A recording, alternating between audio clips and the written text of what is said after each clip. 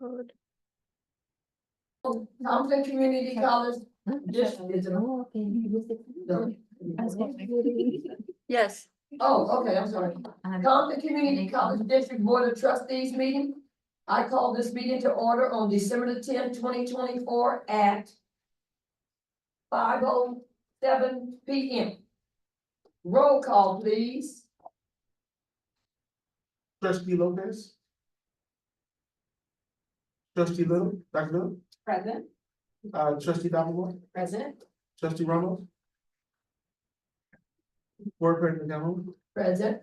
Dr. Curry here. Just so you know, student trustee Thomas is not here today. There's his absence. Just repeat everything. Item 2.01, approval of closed session agenda. Can I have a motion? So moved. Second. Moved by Dr. Little, second by trustee Dr. Moore. Do we have any discussion? Dr. Little? No discussion. Trustee Dr. Moore? No discussion. And I have no discussion. Seeing no discussion, please give Dr. Curry your vote verbally. Aye. Dr. Little? Aye. Trustee Dr. Moore? Aye. President Calhoun? Aye. Item 3.01. Request to, put down that, trustee Ramos. Got it. Yeah. Item 3.01. Request to address the Board of Trustees on closed session agenda matter. Do we have any requests, Dr. Curry, to address the Board of Trustees on closed session agenda matter? Yes, we do. We have, Compton College faculty, Karina Diaz. Not closed session, Oh, it's, general. oh, I'm sorry, open session, sorry. Yeah. So this is for 5 o'clock, 6 o'clock, sorry. Thank you.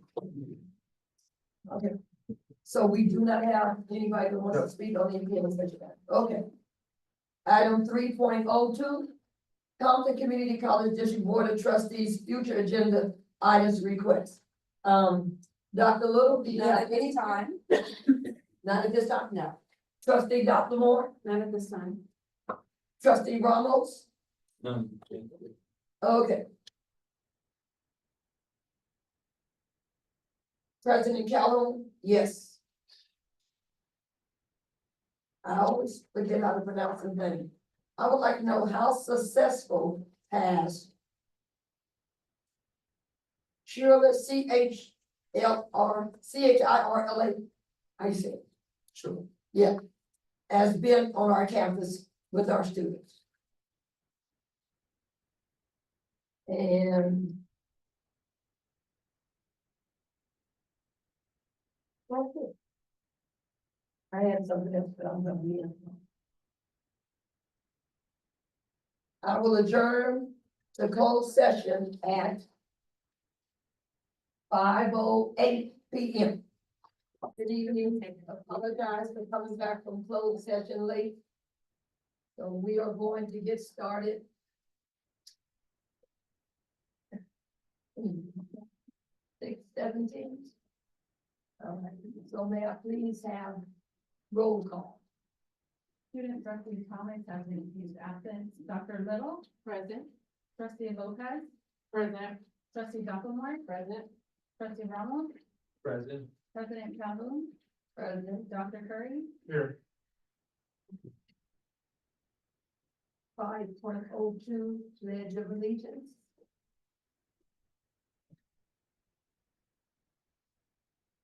Did I get? Oh, yeah. Oh, okay.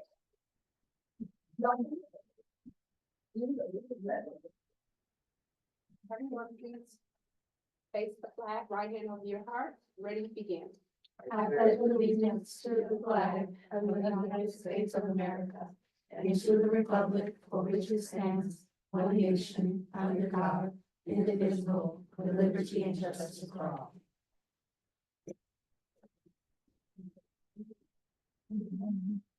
Item 6, reports of action taken in closed session pursuant to Government Code Section 54857.1. Nothing to report. Item 7, approval of open session.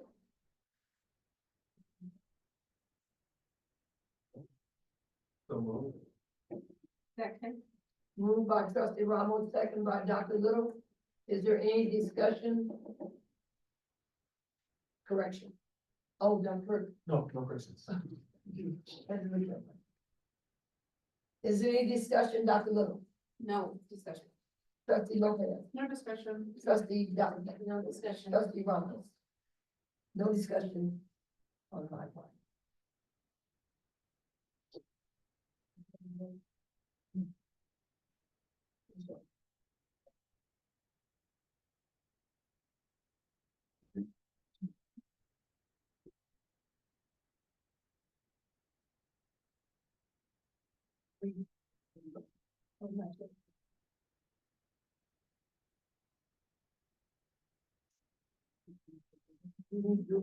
No, good. That's the unanimous, yes. Request to address the Board of Trustees on open session agenda matters. Onto the Community College District Board of Trustees. Request to address the Board of Trustees open session agenda matters. We do have, each person has 3 minutes. And so, who do we have? We have Corina Diaz, faculty member,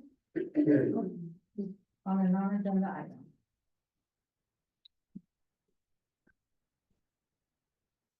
Good evening, my name is Corina Diaz. I'm faculty hired at Compton College when we separated from El Camino.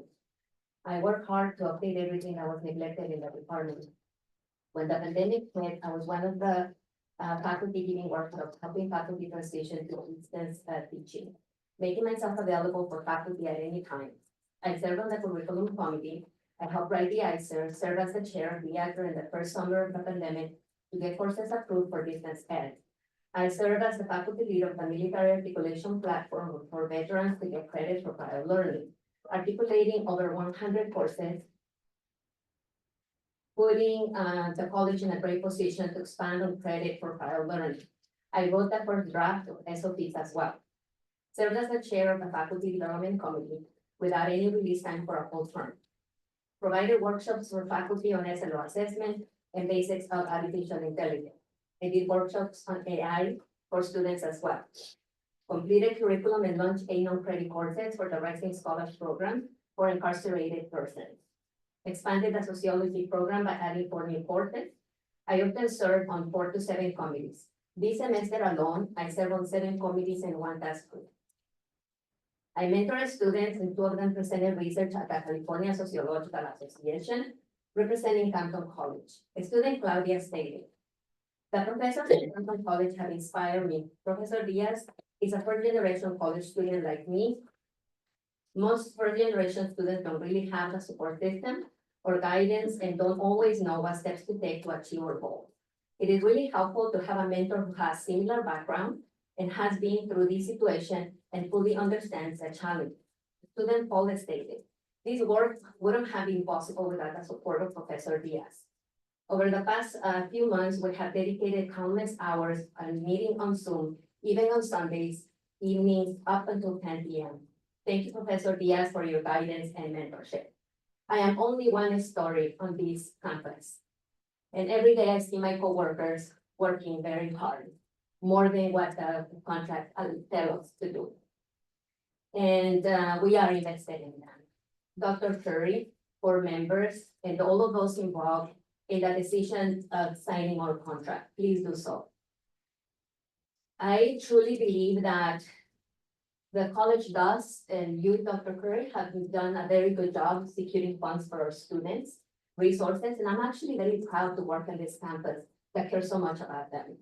Now, I also want to remind you that equity is not only for students, equity is also for the people who show up every day to make sure that those resources are done and carry out and help our students. I am a single mother and I am exhausted of working so hard every day with low pay. That I must use credit cards because what I make here is not enough. Please sign our contract. If I were your spouse, your daughter, your sister, your mother, I am 100% sure that you will want me to have livable wages for me to support my family. Thank you.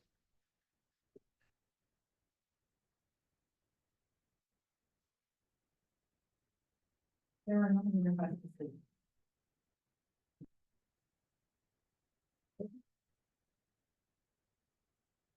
802, Compton Community College District Board of Trustees future agenda items request. Trustees, do you have any future agenda items request, Dr. Little? Not at this time. Trustee Lopez? No. Trustee Dr. Moore? No future agenda items. Trustee Ramos? No. Uh.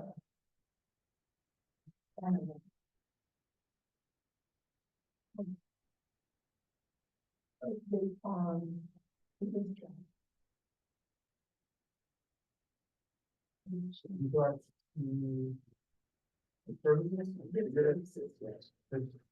conservative now, how they're doing, especially when it comes to banners.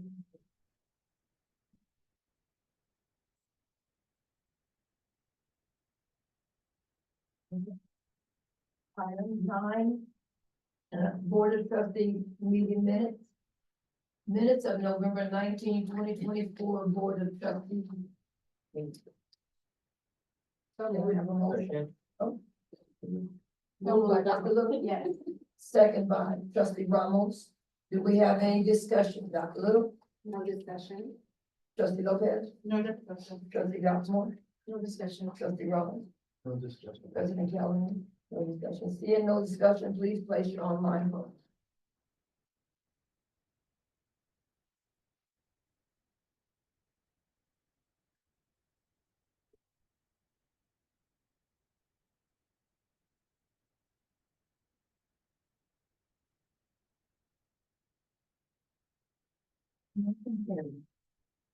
Item 10, report from representatives and employee organization.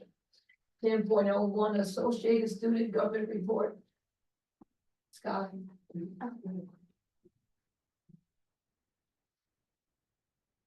Hi, everyone. I'm present that I'm located this evening, so I'll be speaking. My name is Brielle Johnson, I'm Commissioner of Housing Organizations. ASU has been very busy. We have collaborated with financial aid for the Veterans Celebration. We also have implemented on campus the Indigenous People Month. We have an Eagle dancer and we had a taste the new food event. We attended the Double X Triple C Advocacy Conference in Sacramento. We hosted our last collaboration of the year with the Transfer Center for Transfer Thursday. And we have a fundraiser with our Blue Dow Compton College shirts to benefit student management. Thank you.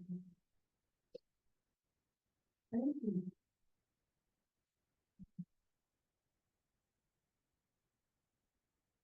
Ten point oh two, Academic Senate Report, Sean Moore. He said again, best day without the best day. Okay. 10.03, CCCFE Certificated Employees Report, Dr. Chavez Mooney. Board, not Dr. Chavez, Carlos Maru. And if I may quote the great Mr. Randy Watson. I'm so lovely tonight, give yourselves a round of applause.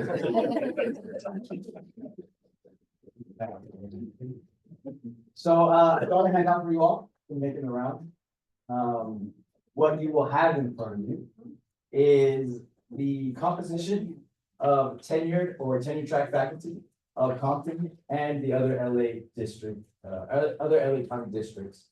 What you'll see, and maybe you'll find it interesting too, is that Compton by far has the most African-American faculty by percentage, and it's not even close. We dwarf our sister districts. Only Rio Hondo has more Hispanic faculty by percentage. Compton also has the lowest percentage of white faculty. On paper, you'll see that Cerritos has 0.57%, but their unknown is 89.6. And I have a feeling that they might actually know, and maybe they just didn't want to say it. But anyways, I bring this up to show you that Compton is unique. We are an outlier, we are special, and we do reflect the students that we serve. The leader of our campus, Dr. Craig, is part of a group called the Equity Avengers. Their mission is to lead the charge for a more equitable higher education landscape. Let me repeat that. Their mission is to lead the charge for a more equitable higher education landscape while increasing access for those who have been historically marginalized in academia. 30% of your faculty have an associate's degree from a California community college. And that's not counting, those are the only people that got degrees. That's not counting people that attended and didn't get degrees for whatever reason. We are those students. We were the marginalized. We were the ones that struggled to make it through. And make it through we did. But only to feel marginalized again, this time by the district that employs us. When will it stop?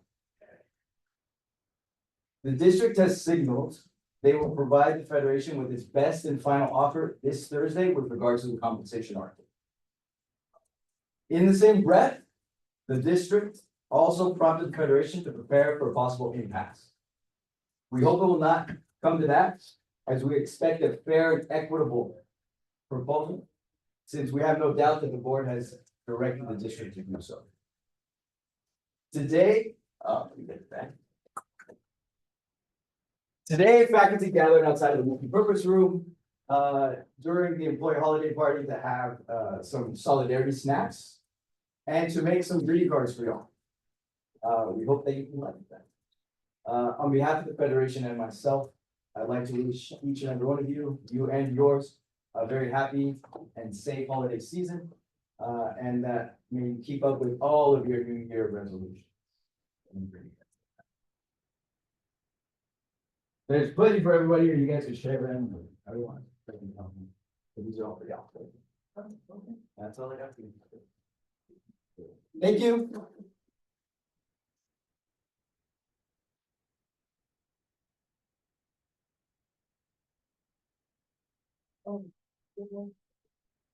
No, those are all for everyone. Like you can share them.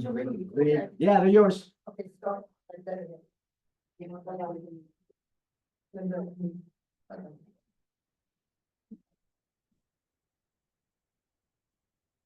Ten point oh four, CCD classified employees report.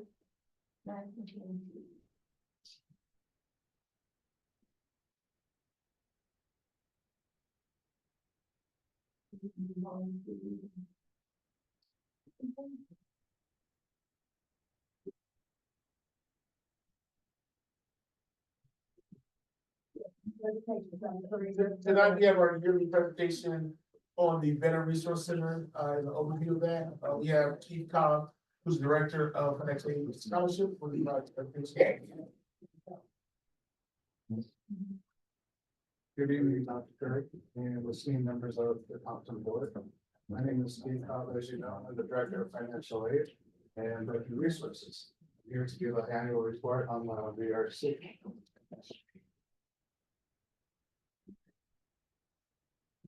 Today I will share an overview of the VRC, about the benefits Compton College students receive and use, services offered by the VRC, some fall 2024 events that we have, and what type of benefits our actual certified veterans receive and how many are receiving it. Our VRC mission and goals. The VRC mission is to cultivate and sense of belonging while raising awareness about the unique challenges and experience of military connected students.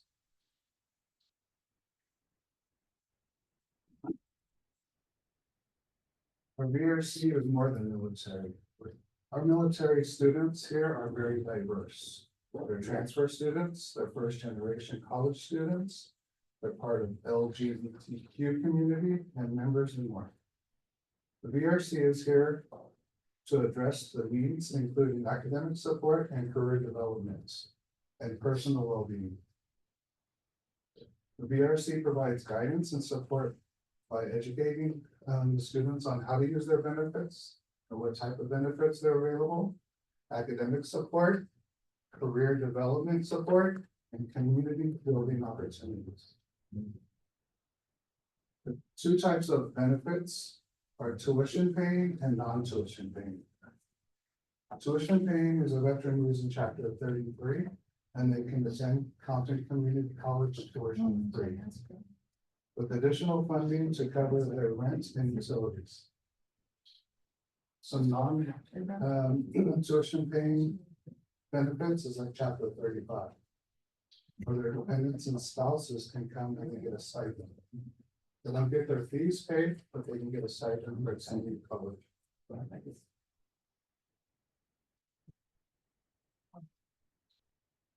Some of the local and regional veteran support resources that we provide a connection to for our vets are the Veterans Advocacy Group of America, Disabled American Veterans, Soldiers, Angels, and Mission 22. These organizations provide a service such as employment support and claims assistance and mental health programs. Additional local and regional resources are Veterans Transition Center, Compton Chamber of Commerce, West LA, VA Medical Center, and Wounded Warrior Project. Together, they create a robust support network that enables students to thrive both academically and personally. Some of the federal and statewide resources are CalVet, the U.S. Department of Veteran Affairs, Veteran Crisis, and Outside the Wire. These federal and statewide resources complement the Veteran Resource Center by filling gaps in healthcare, mental health, housing, and family support. We have one main campus resource, which is St. John's. This center provides comprehensive medical and mental health care, including physical exams, vaccinations, counseling, and more. This is accessible to the students just by paying the health fee. These services are easily accessible and covered by the student health fee, ensuring that students can receive high-quality care without additional financial burden. Future plans for the veterans specifically related to health services. We're exploring plans to integrate veterans-specific health workshops, such as stress management, mental health awareness, tailored to veterans. Wellness programs focused on physical rehabilitation and resilience. These efforts aim to ensure that veterans and their families have access to the targeted care they need to succeed both academically and personally. Some of the fall 2024 events that we hosted. In October, we hosted a time management tips and tricks workshop. In November, we hosted a Veterans Luncheon where we celebrated on Veterans Day, free lunch and some goodies for our veterans and staff that are veterans. We offered a LinkedIn and resume workshop. We had a movie night. And we had a consider transferring workshop.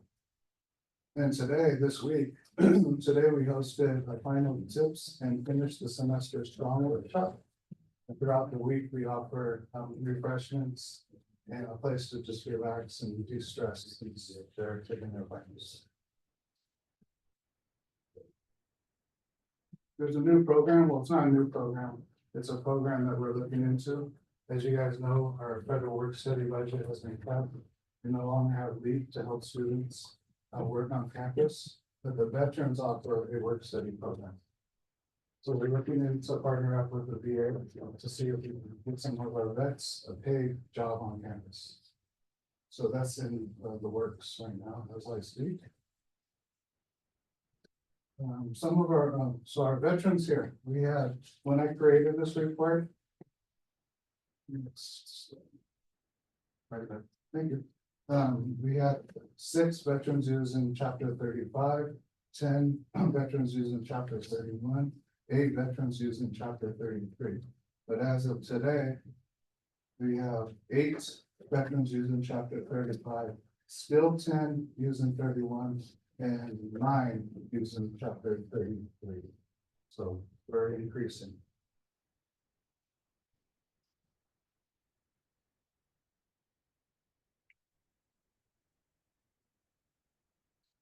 Before I end, and that's okay.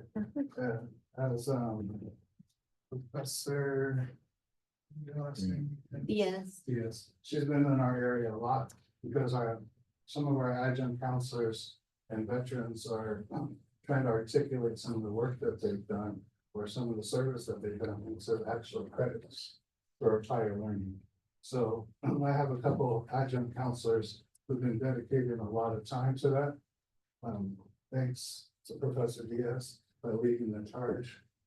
So now that that's kind of become stabilized into the campus, my adjunct counselors, and we'll start focusing on more resources and more connections to help our veterans. But this last two semesters, we've been focusing on trying to articulate the classes and so forth, so our veterans can get credit for prior learning. And that's my presentation. Trustees, do you have any questions, Dr. Little? First of all, thank you so much for the report and for all of the extended campus support for our veterans. I'm wondering, do you have any data around graduation rates and retention rates as it relates to those who are accessing the VRC? And just whether or not certain programs are being more or less instrumental? And that doesn't have to be answered right now, but I don't know if they have that. No, we can look into that. I know we have it on our dashboards, so we can provide some additional data to the board. And it would be great to know percentage of recovery and how that formula works in terms of time to graduate.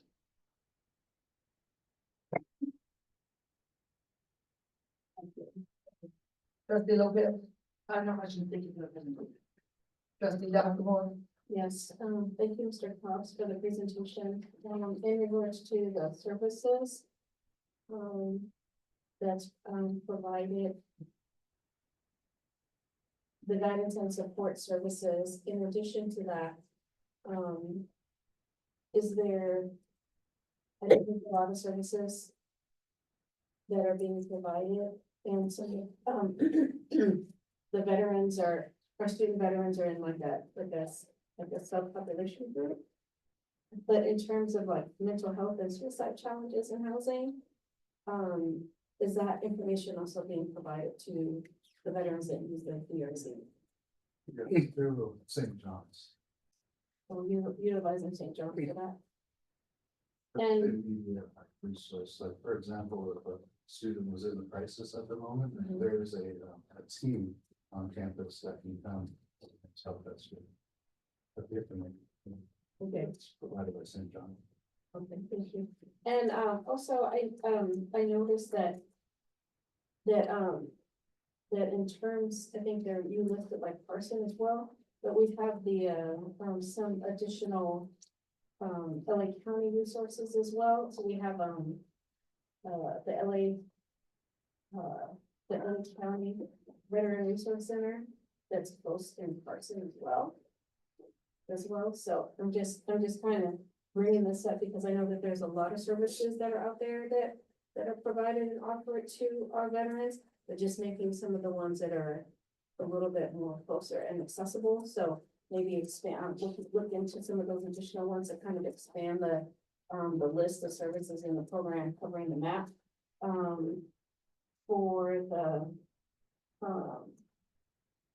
I know that the West LA Vet Center is, is popular also because a lot of people feel that it's more, close to the flagpole, if you will, but we also have, again, in closer proximity, which provides, bus transportation services. We have the Long Beach VA as well, another resource that's closer as well.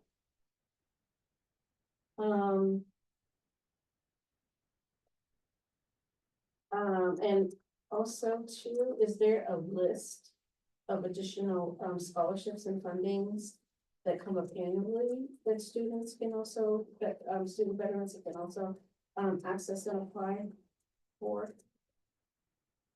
We have a Compton College Scholarship Program that any student can apply for. Mhm. It's one application. It kind of came out on December 3rd along with FAFSA. It always aligns with the FAFSA and it ends in March, or excuse me, February. So that's an application, one application for all the scholarships. It goes into an algorithm and it places those students. But for the VRC, is there an additional list in addition to the benefits that you mentioned, like that chapter 35? For example, is there an additional list of scholarships for veterans? Specifically for veterans to apply for? No.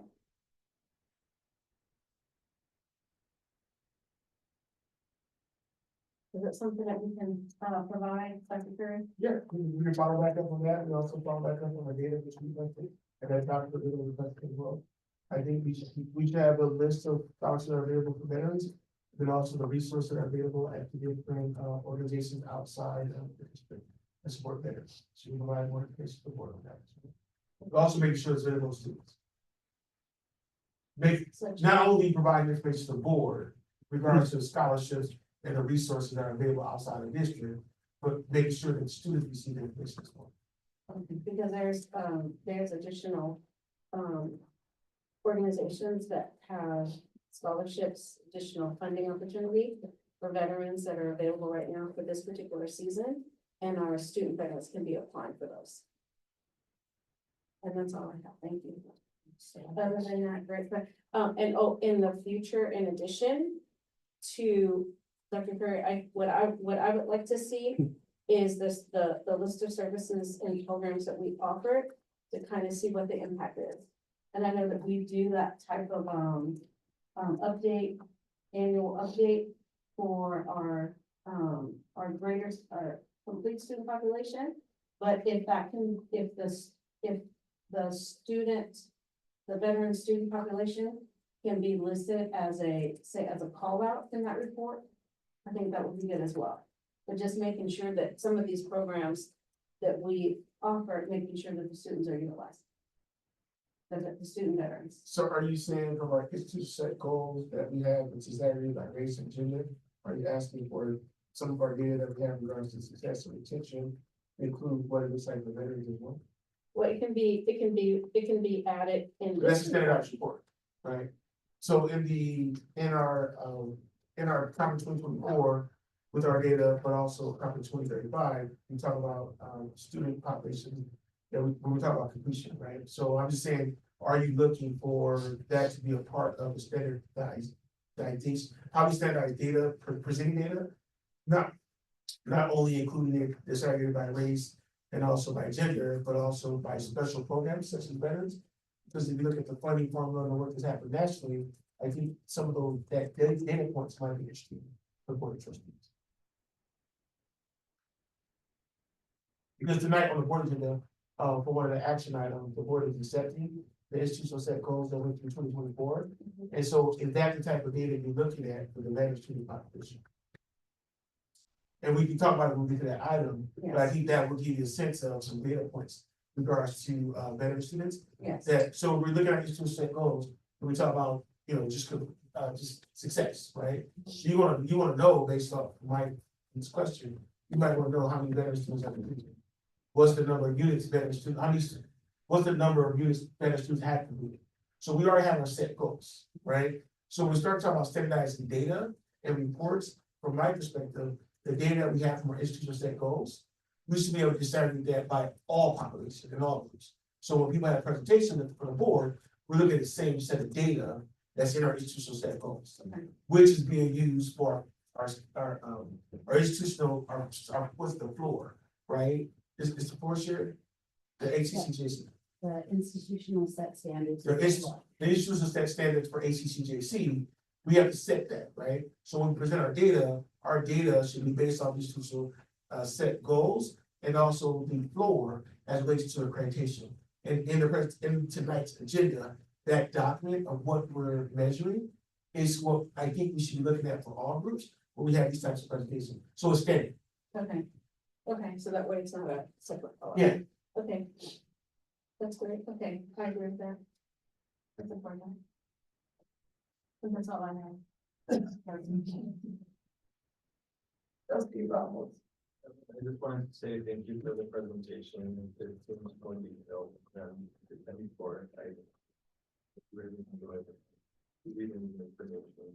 especially how you, listed like program enrollment and that you felt how many veterans we have.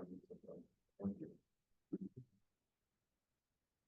On that page 8, that's right there. He says Compton Chamber of Commerce for the love of our veterans organizes, well, we could read what it says. So Compton College was at the stand down this year? Yes. And do you have the number of veterans that attended or came to your booth or your table? I don't know if you were there. I didn't Yeah. attend, but, we had contact cards available, so I can go back and look at them. We gave this, people that came, we had contact cards for them to fill out. So I can go back and find out how many, Was anybody contacted for the contact cards? I can find out that. So we ended up, I'm gonna leave that alone. We can leave that alone. On page 15.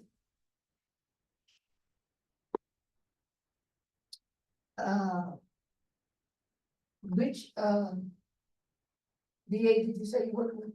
Studies program? Are you working with a VA with that, or that's just what it's called, the VA Work Study Program?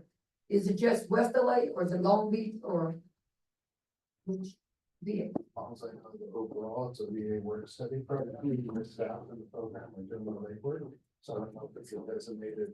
Like Compton, LA, Long Beach. No. I said, are you working with West LA VA, Long Beach VA? Or are you working with both of them? That's the part I don't know.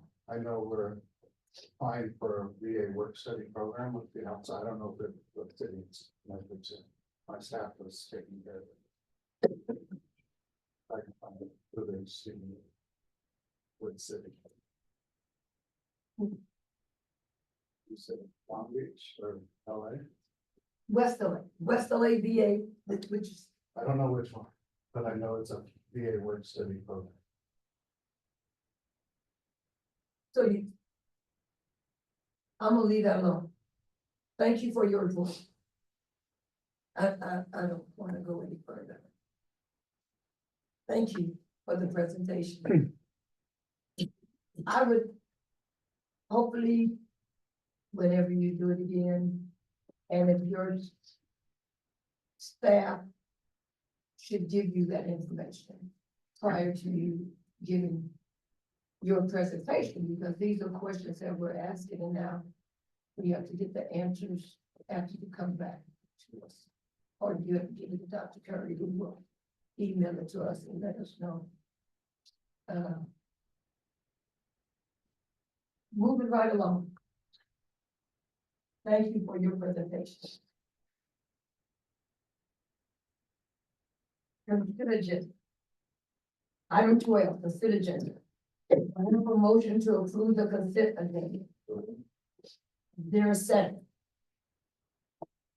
Nobody wants to approve it? Sonia. Oh, I didn't hear you, I'm sorry. So it was, the motion was made by Trustee Ramos, and it was seconded by Trustee Lopez. Dr. Curry, are there any revisions to the consent agenda? No, there's not. Trustees, do we have any items that you want discussed? Dr. Lewis?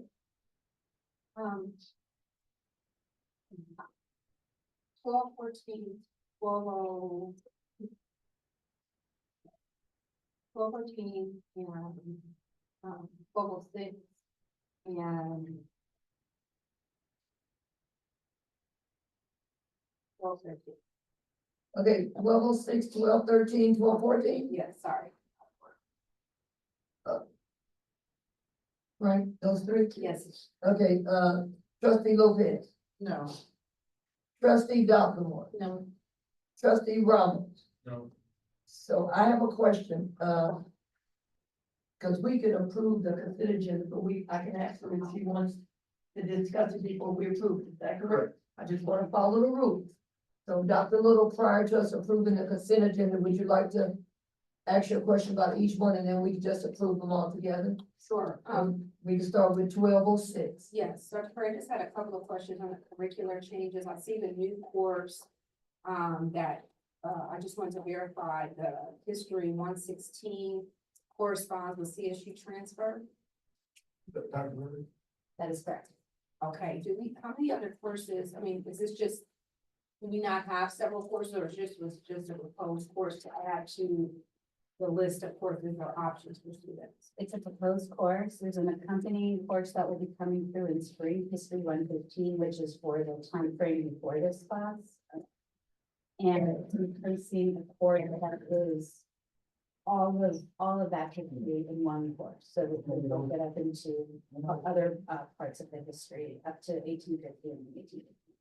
So the previous course was all inclusive, and now they've broken it up into two courses. Correct, because there is a new associate degree for transfer, and so they're trying to line the curriculum with those courses that are on that. That would be okay. Okay. And then just a couple of questions. I noticed that there was a reduction in lab hours, both for ESL, O4A, O4B, and then for one of the arts. Yeah, Art 160. And I'm just wondering what was the decision to reduce the lab hours? So for the art class, it's a compliance issue because the unit hour alignment was not in compliance with the program and course approval handbook from the chancellor's office and our own administrative regulation, and I forget the number, my computer decided to reboot. For the ESL, it was, the courses were created and there was a thought that it needed a certain number of hours to reach that curriculum, but now that we've been offering that curriculum, especially at our adult schools, have requested that a vocational ESL curriculum, it's clear that the time that was having allotted was too much. And so they have adjusted and they can still meet the content requirements. So you guys are going to still track proficiency and their ability to adhere to all the requirements. It's just that in real time, it panned out that they didn't need almost double the hours. Correct. Okay, that's my question. Thank you. For 12. Okay, your next one was 1213. Yes, just wanted to ask for data on usage of the office currently. I met with Sherma last week in regards to services, and very minimal students with service training. And so we have a game plan for improving those services. One was more promotion on our campus for the services, ensuring the information posted online, also posted on campus. Today they had a workshop. They had hours. They had 8 individuals show up today, which is really good. But we have to still do some work to make sure students know about services. And now they're located in financial aid 170. Thank you. Last one. Well, 14, I was just wondering for the consulting, I know it's up to a base amount, but it's related to annual work that we have to do around. Yeah, it's related to a couple of things. One is we're trying to close out our previous 2023-2024. Try to close out the Perkins and also the Pell. We also want to improve our policy procedure manual within that office, and then also helping to address the item we receive from California State Commission. And so there's a couple things that we have to work on in regards to policy and procedures, but also professional development for our employees. Renee Schultz and her company, she's worked with the Department of Education. She actually helped us when we set up our financial aid through the Department of Education when we became an accredited institution. And so we've used her before in the past when she helped develop our policy and procedure manual for college. And she will also be looking at some of our policy procedures as relates to fraud and potential fraud for fraud to the students. So she can our processes are in alignment with I think you addressed it. It was definitely going to make sure that we included professional development for sustainable practices. Staff sustainable practices, right? Okay, that's it. Thank you. That's it. Oh, okay. So Dr. Curry, you have addressed all the questions. Please place your online vote.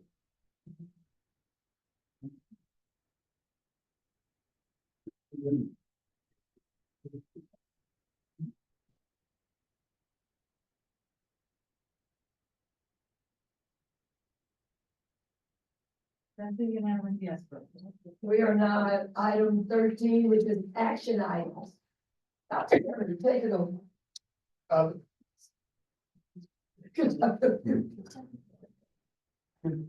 Gonna talk about the first item? Yeah, Okay. 1301. So 1301 is the 2035 comprehensive master plan for the college. We have done a lot of work on this document. The board of trustees received the first draft at the last board meeting on November 19th. We have made edits since then to include a copy of the edits. The edits were also shared with the Senate, so you see a copy of the updated document and also the edits from the November 19th draft. I'll also share with the board of trustees in my newsletter an updated copy of this as well. I think this is probably one of the best educational plans I've ever seen in California community colleges, which we have one singular goal, which is which is student completion with equity and success. It includes our facilities master plan as well, that's included in there as well, but I think it's a good document for the district as we move forward, and I recommend it. Okay, thank you, everybody. I must apologize. I forgot to say, can I have a motion? Oh, sorry. No, it's my fault.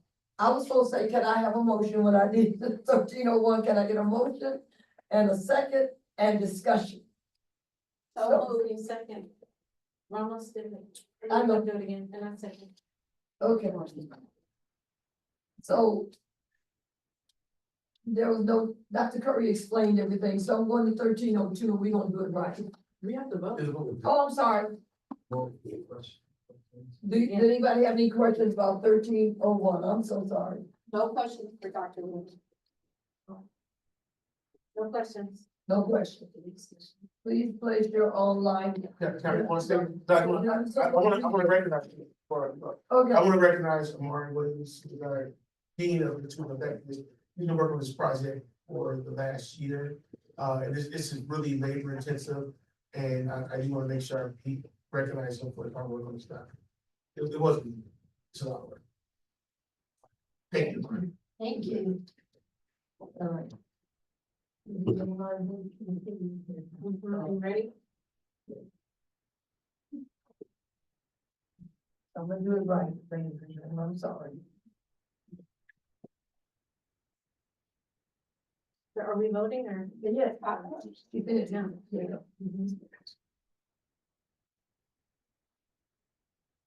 That's a unanimous yes vote.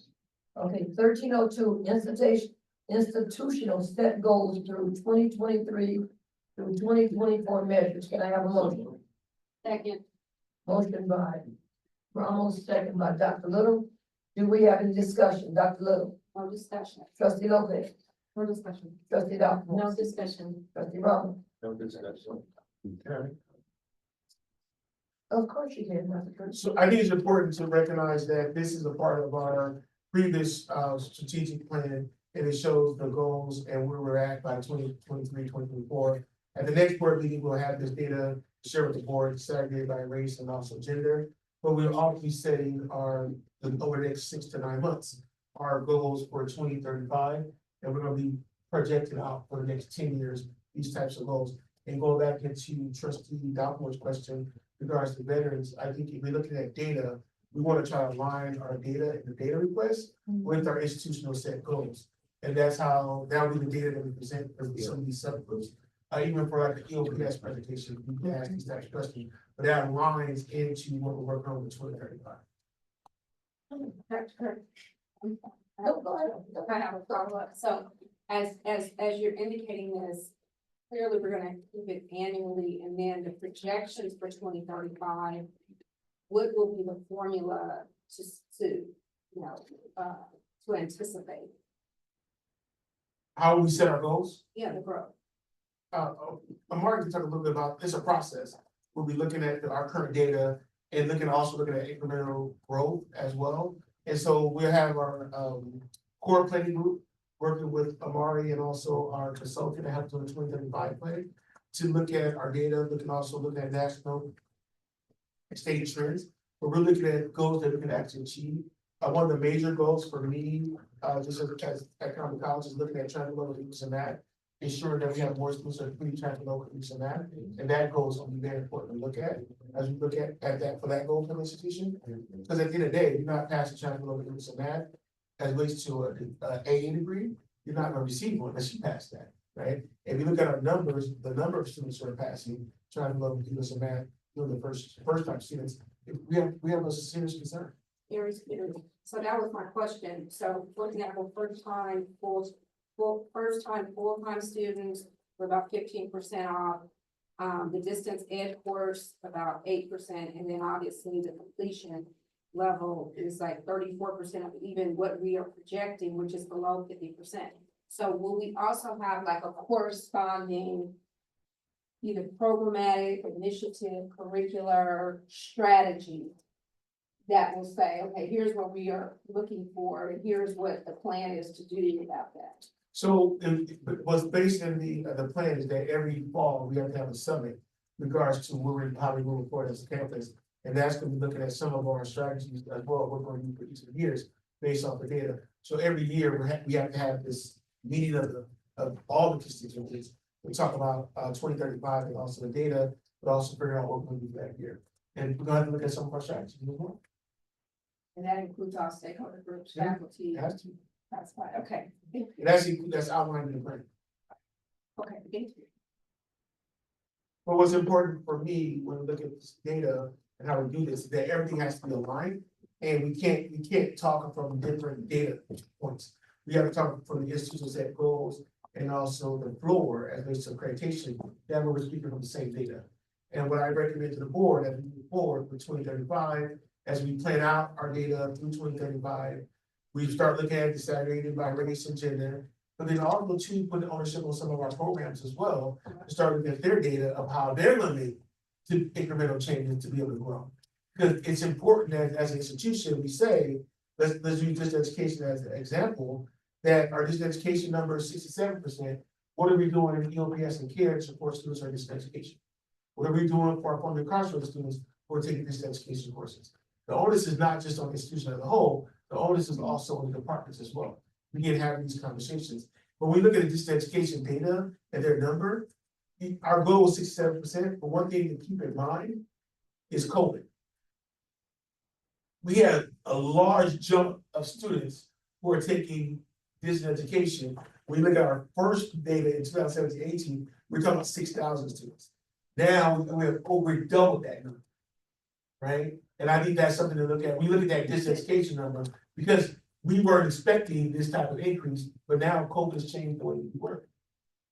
I'm sorry, one last question. When we get comparative data for other schools, we know that our institution is different, but like, will we be able to look at, for example, first year of passage, transfer of English and math?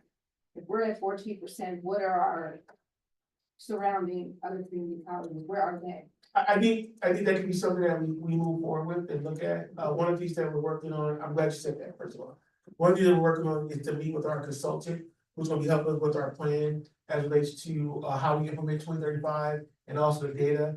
And we can look at a component of the data about what other schools are looking at as well, and then how to present that. So we would share that with the consultant, try to figure this out. But over the next 6 months, we're gonna be working on how we implement our plan, but also our institutional set goals. And I'm gonna bring that back to the board in the spring, late spring. So we can have, this is what we're looking at for data wise, then also give you some more information about how we disaggregate it by programs. Also looking at other community colleges as well, because every year we have to have these conversations.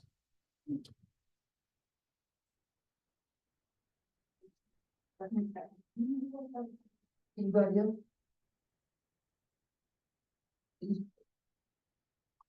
Please don't I vote.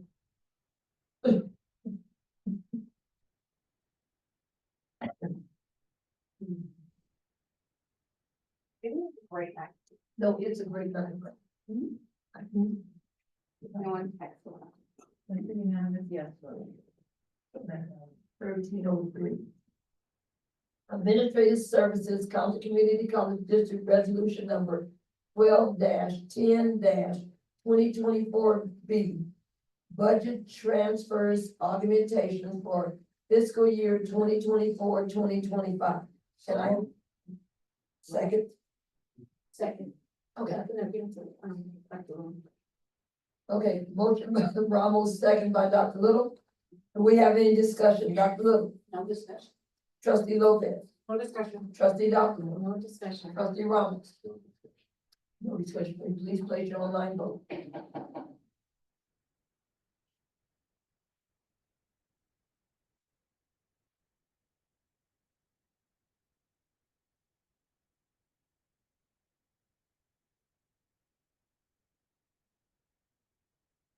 That's a unanimous yes vote. Item 1304, administrative services contracts of $114,500. Lucian Company LLC, can I have a motion? Second. Motion and second. Do we have any discussion, Dr. Little? No discussion. Lopez, trustee Lopez, No discussion. trustee Dopplemore, No discussion. trustee Robbins. No discussion for me. Please place your online vote.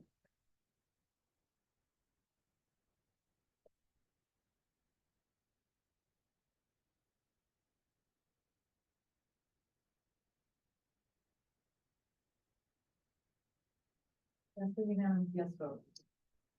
Item 1305, administrative services contract over $114,500. Foley Higher Education Group, INC, can I have a motion? So moved. Second. Motion by Ronald, second by Dr. Little. Do we have any discussion, Dr. Little? Quick question, Oh, Judge. okay, go ahead. Sorry. Sorry. Kirby, a couple of things, just the termination, it says that either party, like the school can terminate, I think in 90 days. Well, I'm just wondering, do we have a backup plan institutionally if for whatever reason we would need to close the bookstore, as you know, there's gonna be a lot of setup in reading the contract. And then secondarily, like all of our IP and logos and things like that, we maintain as an institution. Yes, so I would be clear about this, regards to the termination, we looked at this a lot, first of all, we had to renegotiate our contract, it was up, we went out to bid, we won the proposal. The market for bookstores right now, is a market that is not successful with online purchasing. Yeah. The problem that I had, regards to this contract, before we went out to bid, was trying to extend the contract and see what's out there and have some flexibility. We're not ready as an institution for a fully online bookstore.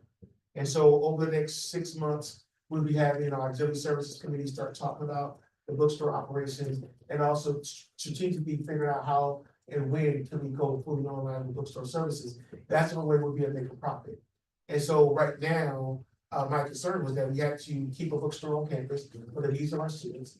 And then, so this year, this is a 2-year contract, but the question will be how do we move forward in the future? Because we used to receive technically some portion of profits from it. The bookstore is not making money on our campus. And now we're gonna be paying for services in order to meet the needs of our students. But this is not a long-term solution for our institution. And so the termination language gives us flexibility for us if we have to terminate. But the 120 days gives us close to a semester to be able to terminate the contract. And if we're able to go online and we see something that might be feasible for us, we can look into that. But I think this is our best option right now because of the fact that we had no other option regards to the bookstore and bookstore services. And students need to have a bookstore and faculty need to have a bookstore campus for bookstores. We need to figure out, we have to develop a plan to transition. And I just want us to consider as well, one, if students could be hired here at the bookstore, and then secondarily, not everyone has a steady address for online and credit cards for online.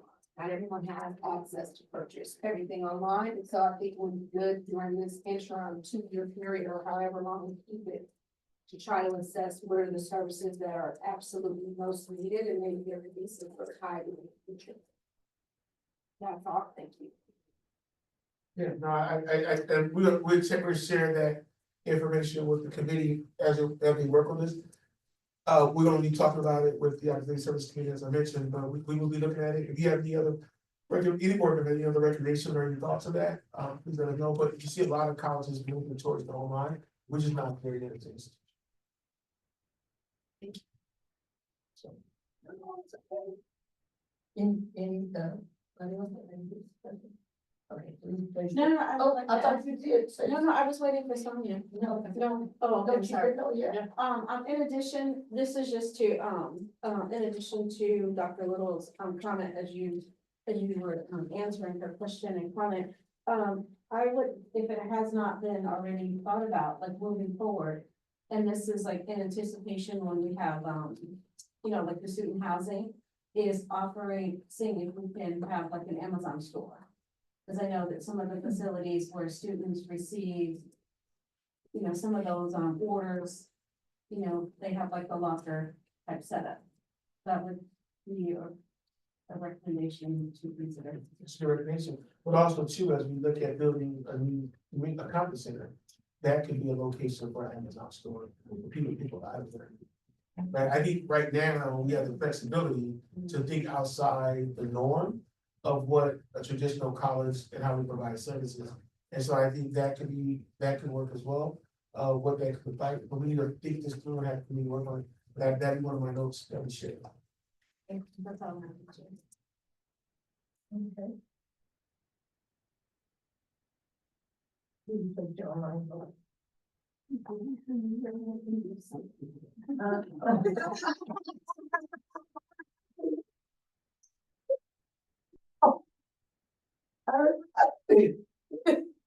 That's a good one.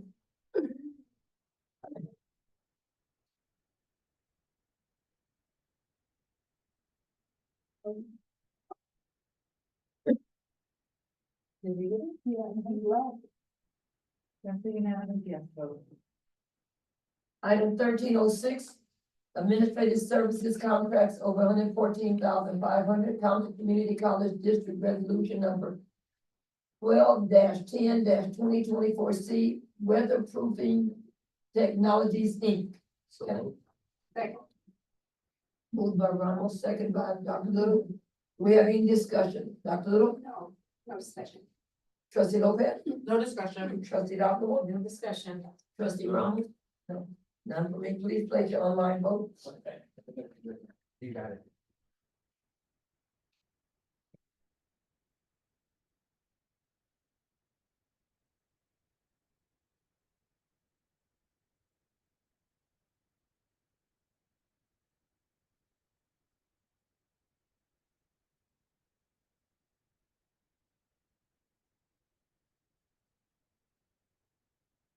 That's a unanimous yes vote. All right. Item number 1307. Facilities planning and development contracts over 114,500. That's sewer. Sewer, education, construction insurance, student housing project. Can I have a motion? Second. Motion by Ramos, second by Dr. Moore. Do we have any discussion? Dr. Moore? Any discussion, Dr. Little? No discussion. Trustee Lopez? No discussion. Trustee Dr. Moore? No discussion. Trustee Ramos? No, please. No discussion for the president. Please place your online vote.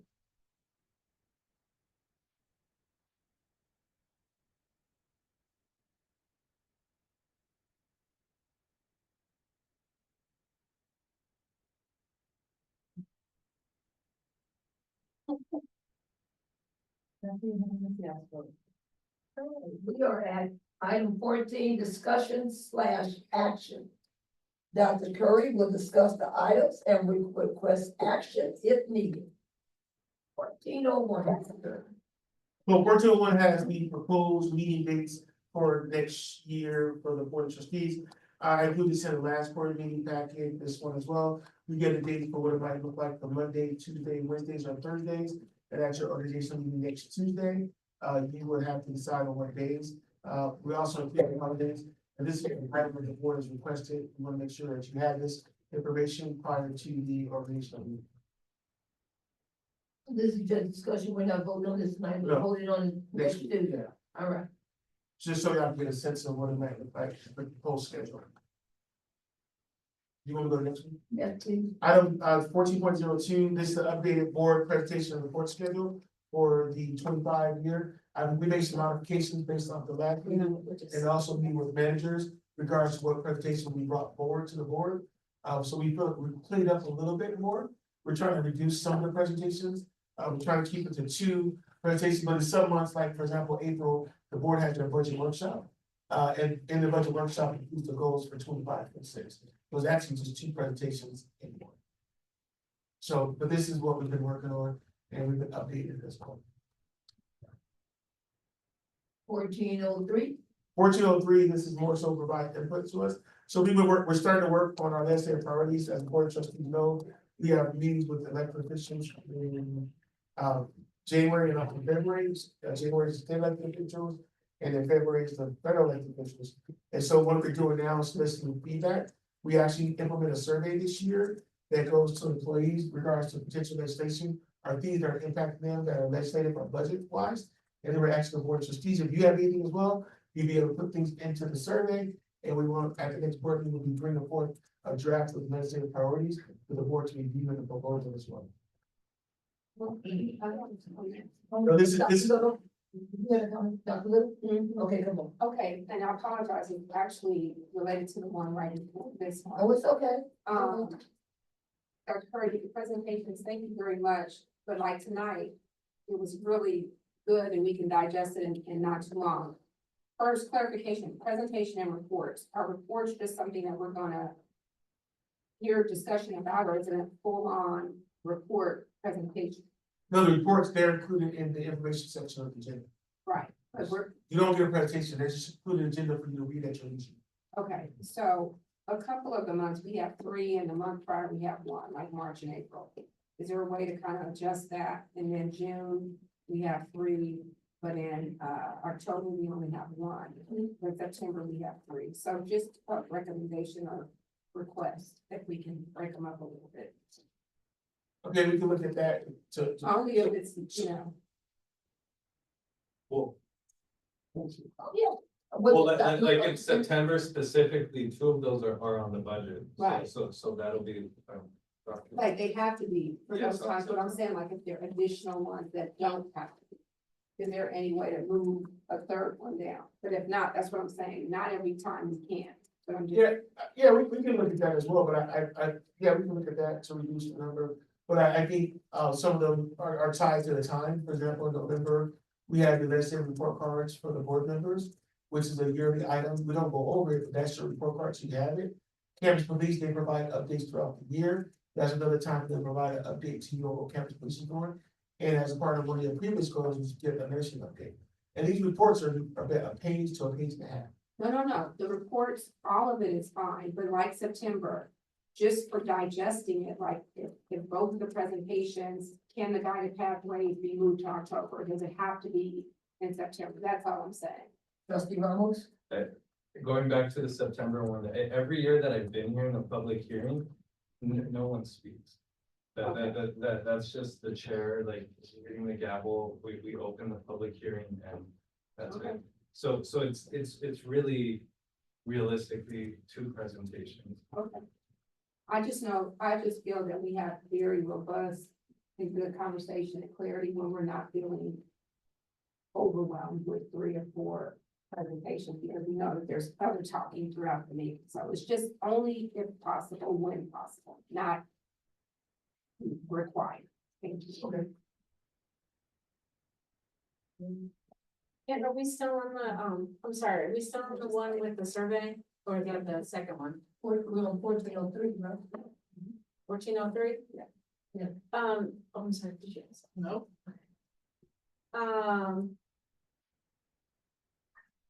1403 is a legislative priorities, correct? Yes. Okay, if I could make a suggestion and recommendation, and I don't know if this is, if it's in there, I do apologize.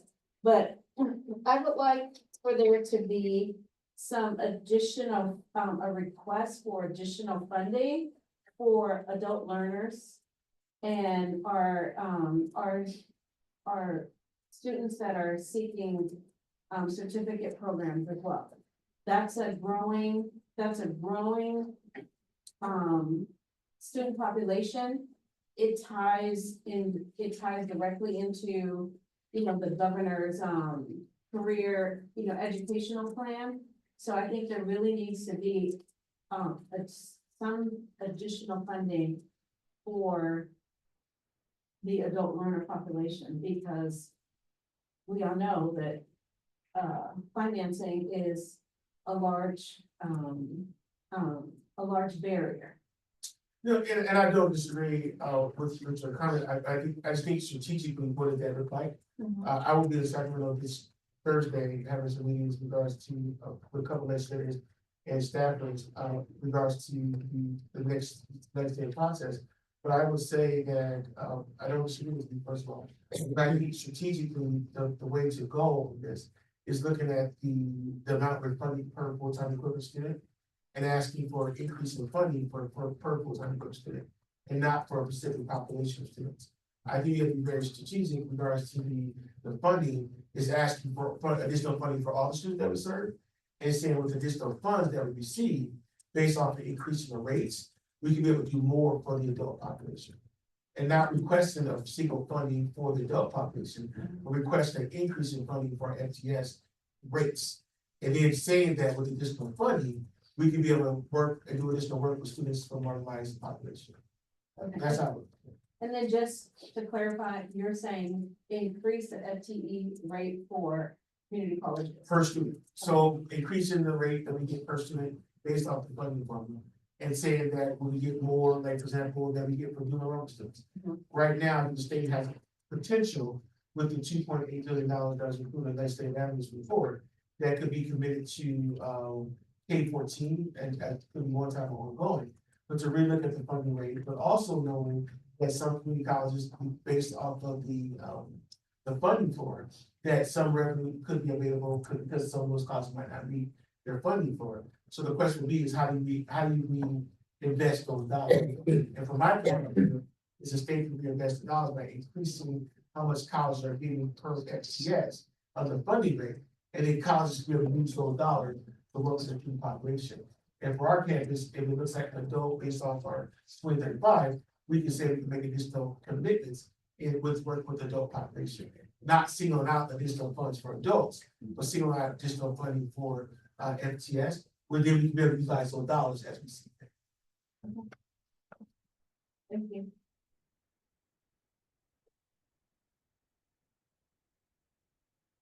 So we'll be bringing back the legislative priorities at the next board meeting.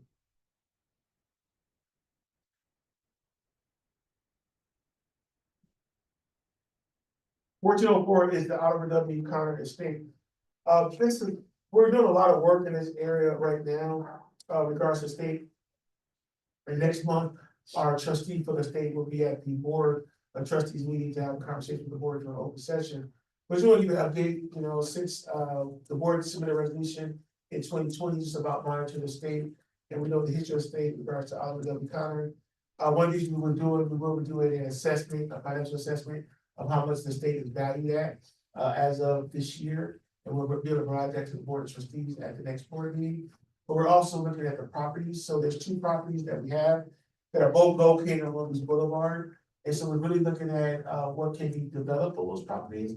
One of those properties was burned during a fire and now received a short check for that.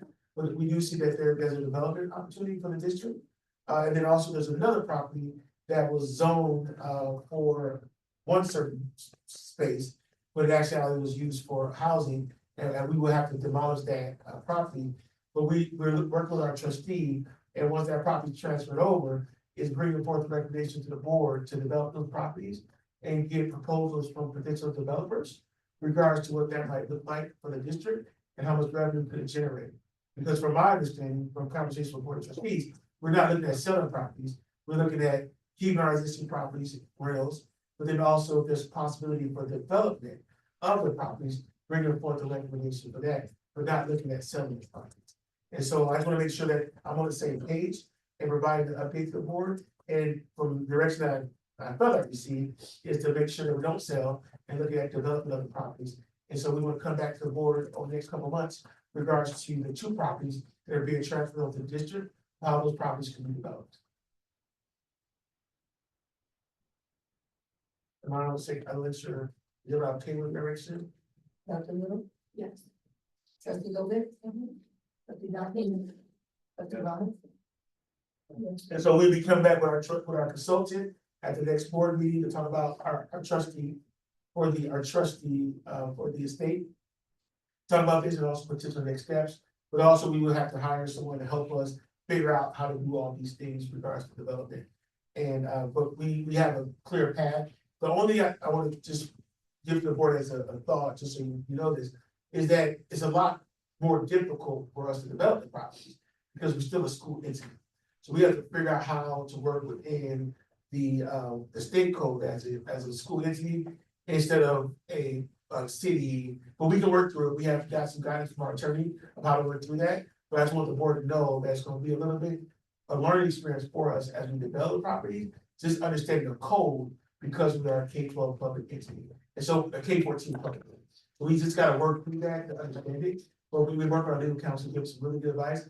But now we know that the board is supportive of developing the properties. We start looking at some opportunities for development. And the key for us is how much dollars can come back in to the district, because this is helping to fund some of our promise work as well. 1405 provides an update as relates to enrollment.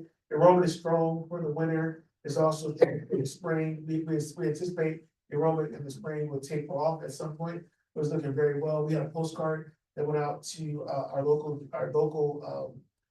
within our district. We just awarded $100,000 in enrollment management funds. One of these ideas that we approved that I'm really excited about actually is really looking at students who stopped out and re-engaging them with the outside firm. And so just trying to re-engage. They did a lot of work in Maryland, regards to that. No, I'm sorry, in Massachusetts, regards to re-engaging students who stopped out. And so we're going to be looking at that as an opportunity through enrollment management. But the goal is to see more students enroll for the spring and also for the fall. But I'm really excited about where we're at regards to enrollment. But as you can see from the data, we have a good majority of students who are taking online classes. So 45% of our classes are synchronous. And then in person about 23%.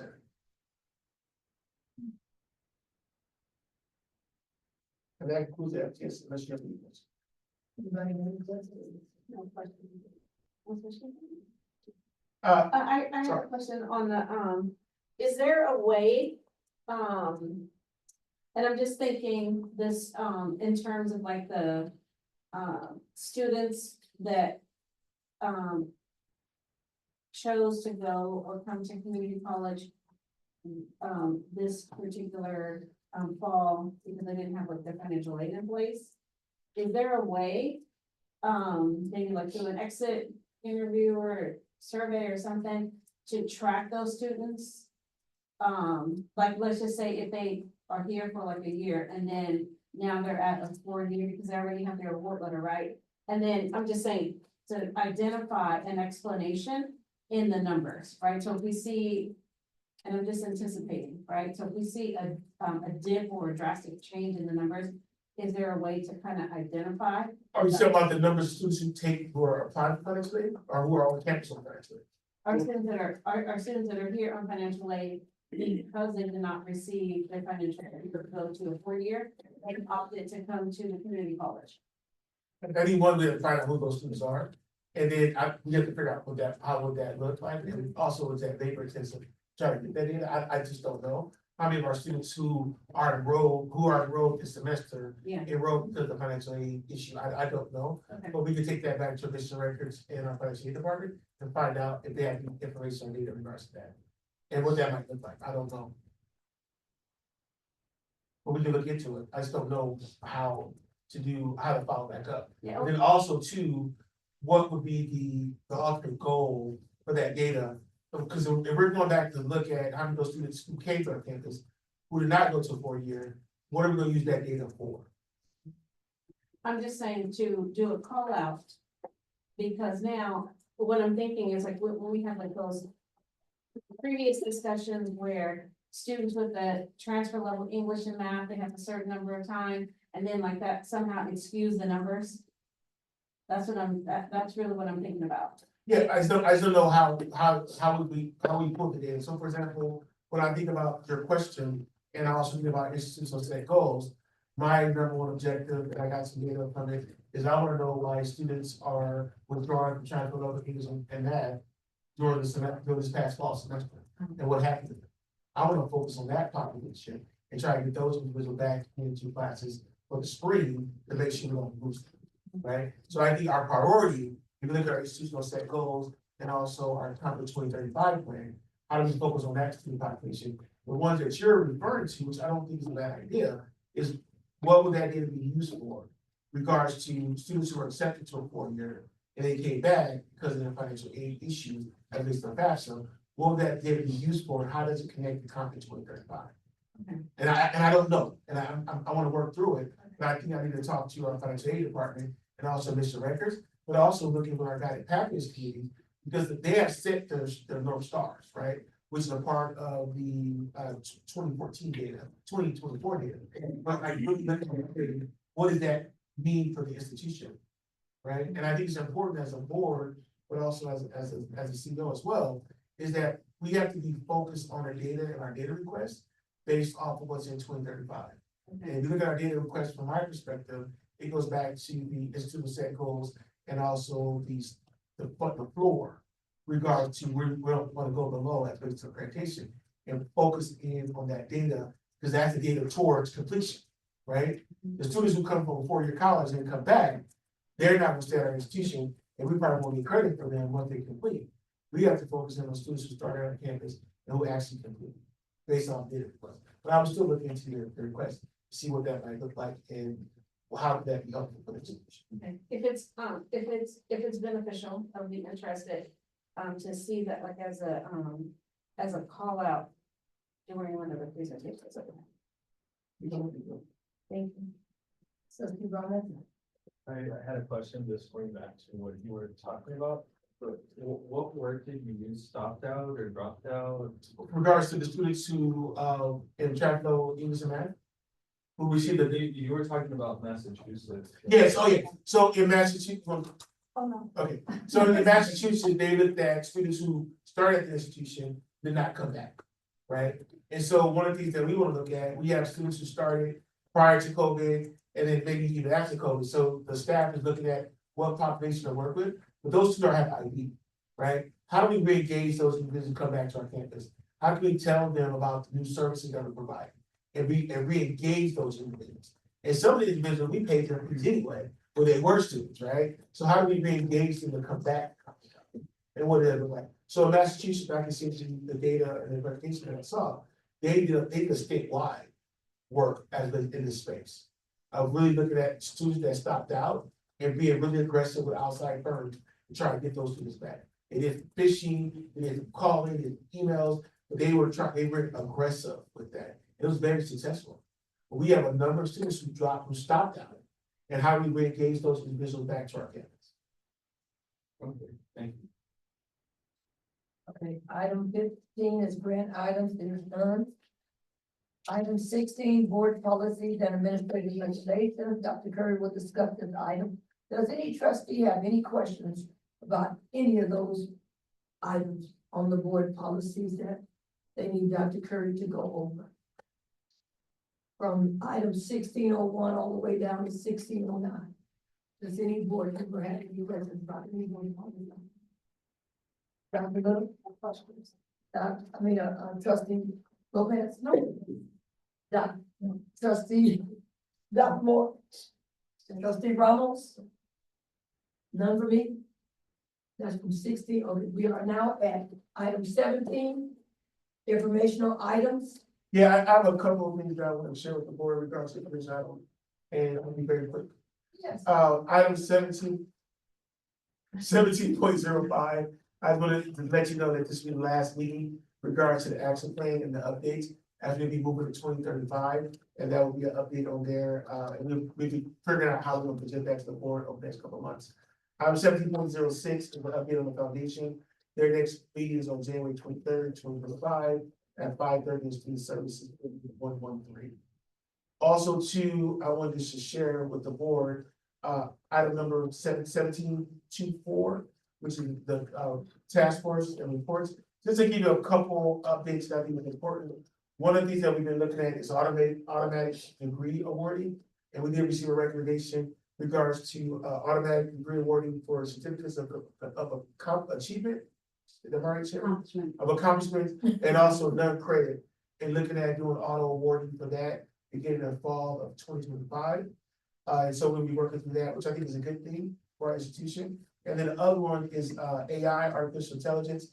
We actually have a survey that went out just to people in regards to AI. But one of these that we're working on with Amari and also with our committee, task force, is really looking at all the tools. And so we're putting a comprehensive list of all the different tools. There are some really cool AI tools that, that I've been learning out a lot about, and I have a couple staff members who send me stuff all the time regarding AI tools. And so once we have that comprehensive list, we'll share with the board as well. There's some really cool things out there that are not just the chat GPT, that's out there that people utilize that. But just like some things to be able to, there's a Google one, you can put different reports in there, and it gives you analysis of the different reports. So one of the staff members talked about that one. I haven't tried it yet, but it's just really interesting where AI is going. I think it'd be beneficial for the institution. So right now, we're just trying to get all the tools and try to put the tools in people's hands and providing professional development with some of these tools. But there's a lot that's out there. So I'm really excited about I met with them, I think it was 3 weeks ago, and they're working on it. And then on Flex Day, Professional Development Day this spring, we'll be doing some type of workshop regarding to AI. Yes. Madam President, Madam Record, is there funding, are there funding opportunities? I'm just thinking about the NSF and STEM in terms of our population for any kind of AI development. I know I heard some of the faculty in this group, but just wondering. We haven't looked at those type of opportunities, but I do think there's the opportunities, maybe even through the state of California with the CCD plan. But for me, when I look at, and I think some people might agree or maybe disagree, is that we have to figure out how to get the tools in the people's hands.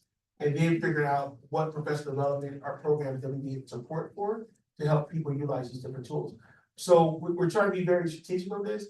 And I think in the next couple of months, we start to really refine our strategy, but it's also included in 2035. I think curricularly, obviously, that's a whole vertical for faculty, but I think it could be a competitive advantage.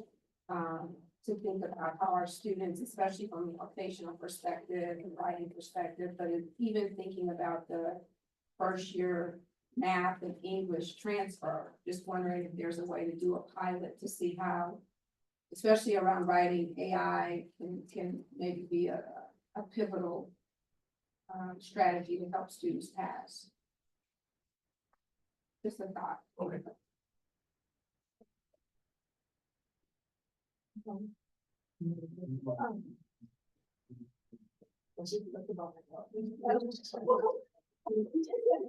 Just a suggestion, a recommendation on that, just to follow up on trustee Little's comment.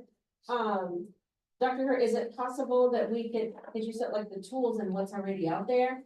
Is it possible that we can maybe partner and lean in on LARC a little bit more? Because I know that they have, you know, I mean, they're there, you know, like they're a resource. And I'm just thinking like better ways that we can utilize them to our benefit. So LARC is Los Angeles Regional Consortium, and you know, I serve on the board as one of the CEO representatives, and I'm very adamant in regards to how we're utilizing LARC funds to be able to, for the region, for individuals to get jobs. And I think we have had a conversation, we had a workshop a couple weeks ago in regards to AI, but what does it really mean, right? And my concern is that there's a lot of talk within the region about what we should be doing, but I don't feel that there's a lot of action. And so from my perspective is that if we're able to work on what we're doing at Compton College, based off what we're doing in Compton 2035, there will be a funder who's gonna fund the work, because we have to create a strategy moving forward. Now, LARC is able to provide support in that space, most definitely, I think we should be able to participate. But if you look at the regional project they're currently implementing and that was being funded, AI is not there yet. However, I will say this, I'm leading a new work group for LARC regards to projects and how things are funded. And one of my recommendations is that looking at the strategic plan for LARC, which talks about AI, that only projects that are linked to the strategic plan should be funded. And we should not be doing anything outside of what's in the strategic plan. But we have to work with that group in order to change different perspectives of how this work is done. If that makes sense. Yeah, okay, thank you.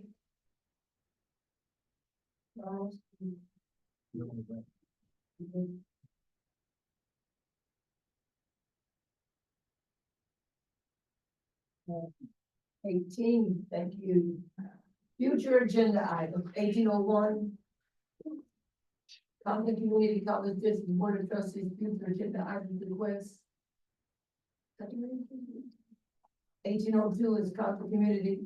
Sorry. Trustee, do we have any requests for future agenda items? This is 1801. None for me. Nothing on my end. No picture. No. 1802 Compton Community College District Board of Trustees. Future agenda, annual organization meeting, which will be next Tuesday on the 17th. Okay. Oral reports. Our CEO, Dr. Curry.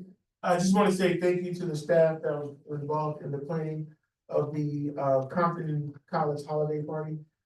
It went very well today, and we had a lot of different prizes. Thank you to Dr. Paul Huffman and the staff that was involved in coordinating the event. It was really nice, and I think we had a really good time. Also, too, want to remind the board of trustees, I sent email communication to the 3 board of trustee members who are participating in the 69th annual City of Compton Christmas Parade. Just some final logistics in regards to that. So if you check your email, you will see a communication in regards to logistics on that for this Saturday, for those that are participating in the Compton Christmas Parade. Also want to remind the board of trustee members that you're going to tonight, the organizational meeting will happen on December 17th, beginning at 5 o'clock. And after the after the swearing in of the officers, we'll have a reception that'll be right next door. And then we'll come back to have an organizational meeting. We'll be sending out an announcement within the next day or so, regards to the organizational meeting and the individuals who are confirmed to swear in the board members who are going to be sworn in next week. Also wanted to remind the board of trustee members around the meeting that on January 17th at 1 o'clock p.m. we will have a historical written here at Compton College, which is the groundbreaking ceremony for the student housing project. It'll be at 1 o'clock p.m. We have the groundbreaking ceremony on our campus. And so we have confirmed speakers who will be here. We were also inviting the governor's office to participate, but we have already confirmed Supervisor Holly Mitchell, Senator Richardson, and also Senator Mike Gibson to participate in the event. So it's on Friday, January 17th at 1 o'clock p.m. Will be the groundbreaking ceremony for the student housing. And this is the first student housing project on the community college campus in Los Angeles County. That is a $80.3 million project, fully funded by state funding. That concludes my. Okay, board of trustees. Question, do we get our own, hard hat, do we get to keep it on? I think we should. Board of trustees, Dr. Little, oral report. First of all, thank everyone. Thank you, Dr. Perry, the entire administration, faculty, and staff for your consistent, excellent work. I also want to just thank the board for this entire year. Thank you for the warm wishes as we speak about and bring to the holiday season. Wish everyone a safe and healthy and joyful holiday season. I look forward to seeing the community out the parade and hopefully tomorrow at our nurses ceremony. And just look forward to continue successful next year.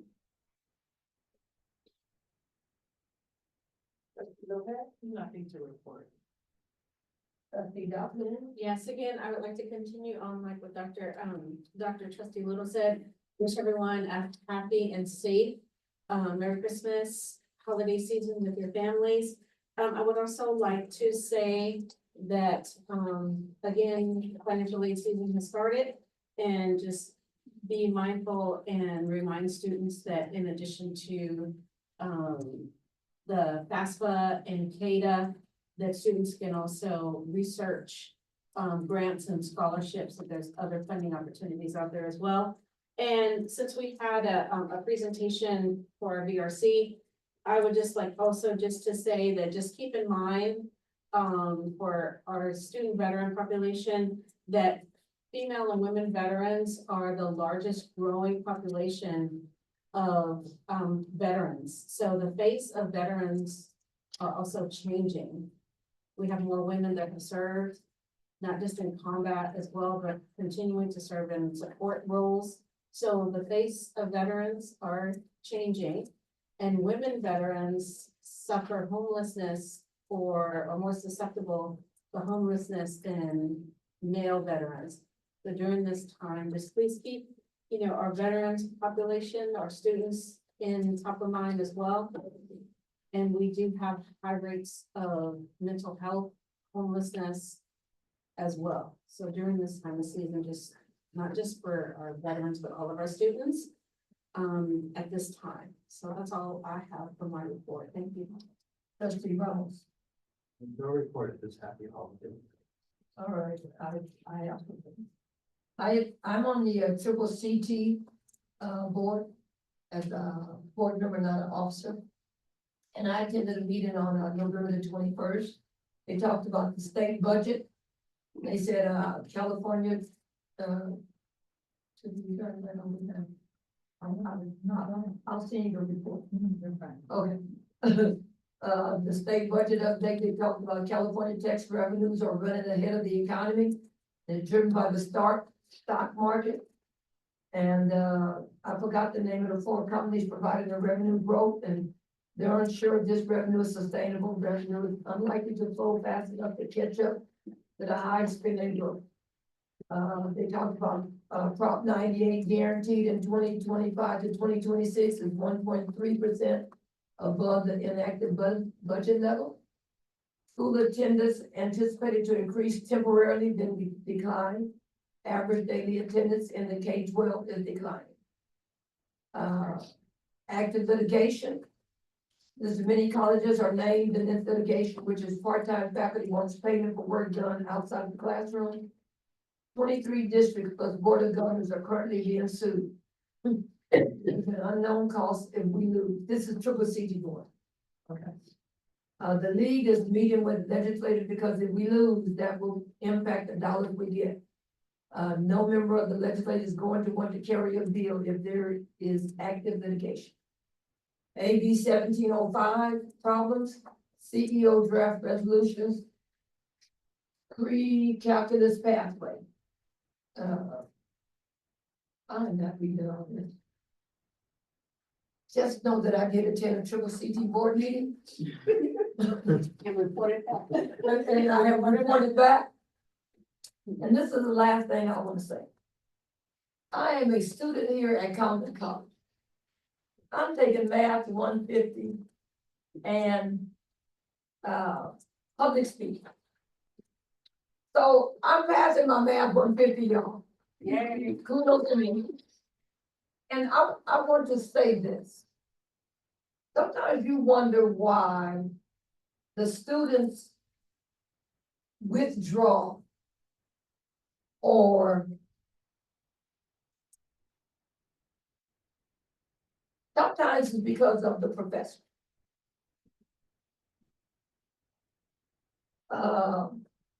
We are having issues as students.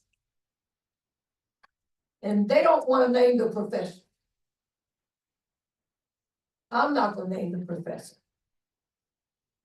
Out in the open like this. But sometimes those professors are talking to us crazy. They really are. And there's a certain time that you can drop a class, right? Forgot what date it is. There's a drop date. And then some people do the W. But then I'm trying to understand how a professor this late in, it's almost ending, gonna tell you, you need to drop the class because you are not doing your homework. But then you go into your laptop and you see that your professor has graded you on every one, and you're trying to figure out which one you missed. Because there's a grade. There are comments. And then I like it when you get an A on a test. And then you do a video. And you fail at the video because the teacher says that's your opinion. And the student goes, huh? So then if you don't do the video over again, the professor is going to fail you. Even though you got an A on the test. And so you do the video again, but you make statements like, fact is, fact, fact number one, fact number two. And it's the same thing that you said previously, and you passed. But you use the word FACT, and you pass. And we try to figure out, is it the students or is it the professors? Certain professors, not all of them. You have some great staff here, you really do. But it's the ones that really make you think about, do you want to come back to Compton College again? I'm just saying. A lot of students want to do a survey. But they want the survey to be anonymous. They don't want to say no professor's name, but they would like to do a survey. Without putting teacher's name, just like we do at our board retreat. We don't, you don't know who said what or whatever, unless that person asked the question. So students really want to do a survey of their professor. But I understand the professors don't want us to do a survey. Students to do a survey. But we do everything they ask us to do and we do more. And then they talk to us crazy. And you be wanting to say, you want to go like this. They talking to me. And then if you say something bad, you're getting smart with your professor and you get in trouble. So the question would be is, how many students just dropped out of the English and Math 150? Oh, you don't have to give me the number. Because there's a large drop out of Math 150 and English just recently. And you want to know why? Ask the professors. It's how we're being treated. And I am so glad that I'm at Compton College so I can really say how we are being treated as students. Now, some students are yada, yada, yada, and they give the professors a hard time. Professors do the best they can, but I'm just saying. The students would really love to do a survey on their overall experience at Compton College and whatever was going on with them.